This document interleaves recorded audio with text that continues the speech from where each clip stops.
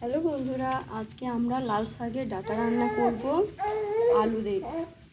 দেখেন, আমরা পোস্ত বেটে নিয়েছি, কিছু ধনেপাতা কুচি আছে, কড়াই চাপিয়ে দিয়েছি, কড়াইয়ের মধ্যে দিয়ে দিয়েছি পেঁয়াজ। এবার দিয়ে দেবো সরষের তেল।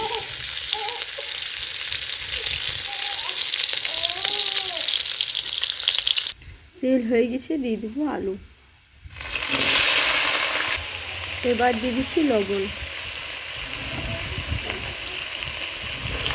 তেল পেঁয়াজ হয়ে গেছিলো, আলু দিয়ে দিয়েছি, লবণ দিয়ে দিয়েছি, ভালো করে নেড়ে চেড়ে নেব।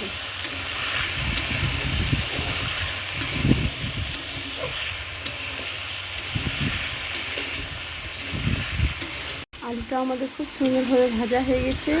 দিয়ে দেবো লাল ডাঁটি খাড়িগুলো, ভালো করে নেড়ে চেড়ে নেব। দিয়ে দিচ্ছি গুঁড়ো লঙ্কা, ভালো করে নেড়ে চেড়ে নেব। দেবো পরিমাণ মতন জল। এবার আমরা দিয়ে দিচ্ছি ধনেপাতা কুচি করা, দিয়ে দিচ্ছি পোস্ত বাটা, ভালো করে নেড়ে নেব, ভালো করে নেড়ে চেড়ে নেব।